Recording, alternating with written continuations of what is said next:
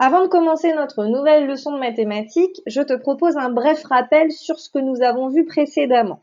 Comme tu peux le voir sur la diapositive, il faut à ce stade de l'année que tu aies bien compris qu'une dizaine, c'est 10 petits objets collés, 10 petits cubes collés, ou alors on peut dire aussi un paquet de 10. Ça, c'est si tu préfères. Il faut surtout pas que tu te dises qu'une dizaine, ça représente 1, parce que ça, c'est faux. Une dizaine, oui, c'est une barre, mais la barre, à l'intérieur, elle contient 10 petits cubes. Donc, une dizaine, c'est égal à 10. Si je veux te donner un exemple, je pourrais dire par exemple que si j'ai envie de commander une dizaine de pommes, si j'ai envie d'acheter une dizaine de pommes, eh bien en fait, je vais acheter 10 pommes. Je ne vais pas en acheter une seule. Donc ça, c'était pour le rappel. Maintenant, on va pouvoir passer à la leçon d'aujourd'hui qui porte sur les dizaines entières. Alors, on va commencer par un petit exercice. Donc, comme tu le vois, sur la diapositive, j'ai mis une frise numérique qui va de 1 jusqu'à 52, donc en forme de serpent. Ce que je vais te proposer pour cet exercice, ça va être de trouver les dizaines entières. Bon, pour l'instant, je n'ai pas expliqué ce que c'était, donc ça va être compliqué pour toi de les trouver. Donc, c'est moi qui vais d'abord t'expliquer comment on repère les dizaines entières. Alors, c'est assez simple, en fait, les dizaines entières, ce sont les nombres qu'on va représenter avec le matériel de manipulation uniquement avec des barres. Pourquoi uniquement avec des barres? Eh bien parce qu'il n'y a pas de cube, il n'y a pas d'unité, il n'y a pas de petits objets qui se baladent tout seuls. On a réussi à former uniquement des paquets de 10, donc uniquement des barres. Donc ça veut dire que le chiffre des unités, ça va toujours être 0. Par contre, le chiffre des dizaines, eh bien, s'il y a une dizaine, ça sera 1. S'il y a deux dizaines, ça sera 2, etc., etc. Donc, essaie de me trouver sur la bande numérique toutes les dizaines entières, donc tous les nombres qui ont 0 unité, mais qui ont des dizaines. À toi de jouer. Alors, si je regarde, eh bien, tous les nombres qui ont 0 unité sont ceux que j'ai mis en rouge. Donc, nous avons de droite à gauche et dans l'ordre de la comptine numérique, évidemment, le 10, ensuite le 20, ensuite le 30, ensuite le 40 et enfin le 50. Pour bien que tu comprennes ce que ça veut dire vraiment le terme dizaine entière, je t'ai mis la représentation avec le matériel de manipulation. Donc 10, tu vois bien que c'est une barre, on n'a pas de cube.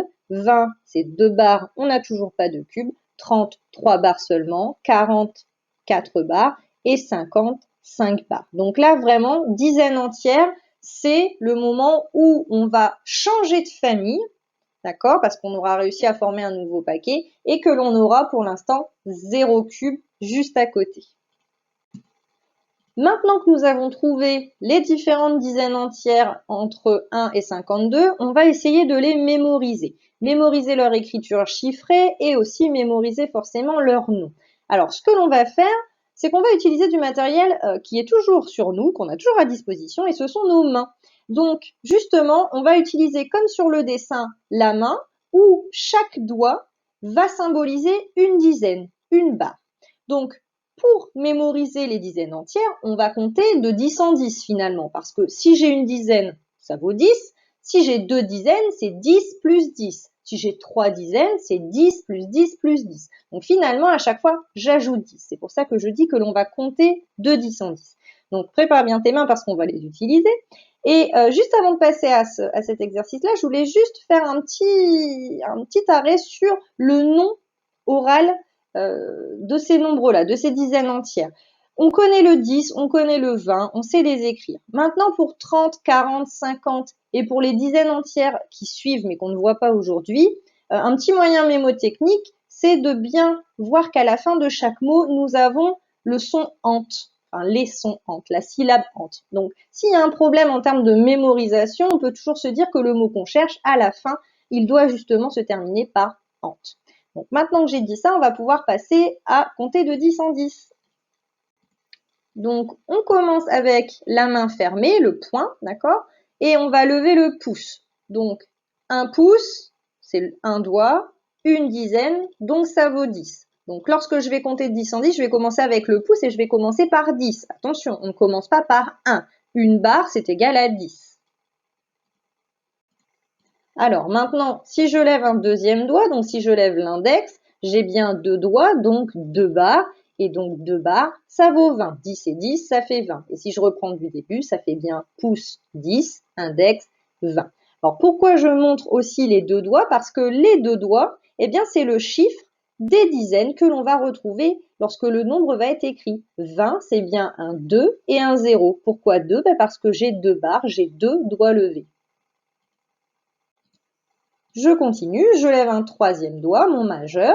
Donc, si je compte depuis le début, depuis le pouce, ça fait bien 10, 20, 30. J'ai trois doigts levés, donc j'ai trois dizaines. Donc, mon nombre 30, il va s'écrire avec un 3 au chiffre des dizaines. J'ajoute mon annulaire et je peux recommencer à compter à partir du pouce. Donc 10, 20, 30, 40. 40, 4 doigts levés, donc 4 dizaines, donc un 4 au chiffre des dizaines. On termine avec l'auriculaire. Donc là, j'ai mes 5 doigts, donc mes 5 dizaines. Si je commence à compter à partir du pouce pour bien mémoriser la comptine, je vais dire 10, 20, 30, 40, 50.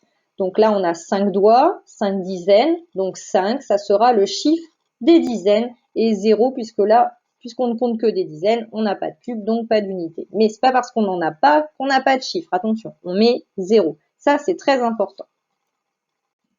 Une autre raison pour laquelle j'ai choisi d'utiliser la main, ça va être pour la mémorisation du nom de ces nombres-là. Alors plus particulièrement des nombres 30, 40 et 50. Tout à l'heure, je vous ai expliqué que ces nombres-là allaient se finir par ant, donc là on a la fin. Maintenant, on va voir comment on peut essayer de deviner le début du mot, voir le mot dans sa totalité. Lorsque je prends le nombre 30, donc je suis arrivée avec trois doigts levés, je suis arrivée au majeur. Donc le mot 30, pour s'en souvenir, on peut se dire que ça commence par tr, et un autre nombre justement qui commence par tr, c'est 3. Et justement, si je regarde ma main, eh bien j'ai 3 doigts levés. Donc comme j'ai 3 doigts levés, mon nombre va commencer par tr. Et c'est comme ça que je vais retrouver 30, puisqu'on a le début. Tout à l'heure, on a dit qu'on avait le ant à la fin. Bon, bah là, on a le nom en entier. Pour 40, c'est pareil. 40, on a 4 doigts levés, donc ça commence par k également. Donc 40, ça devrait venir assez rapidement. Et pour 50, bah là c'est pareil, 5 doigts levés, donc je commence mon mot par 5 pour trouver le nom de la dizaine entière et je rajoute le ant, et puis voilà, ça fait 50, ça va revenir assez rapidement. En tout cas, c'est des petits moyens mémotechniques pour aider vos enfants à mémoriser le nom de ces nombres-là. Voilà, donc si vous avez le temps, si ça n'est pas encore bien acquis, n'hésitez pas à le faire de façon très ponctuelle à la maison. Le but, c'est pas de faire une heure de comptine 10, 20, 30, 40, 50, mais c'est de demander, avec des petites choses à faire à la maison, de redonner la comptine justement des dizaines entières. Voilà pour les conseils.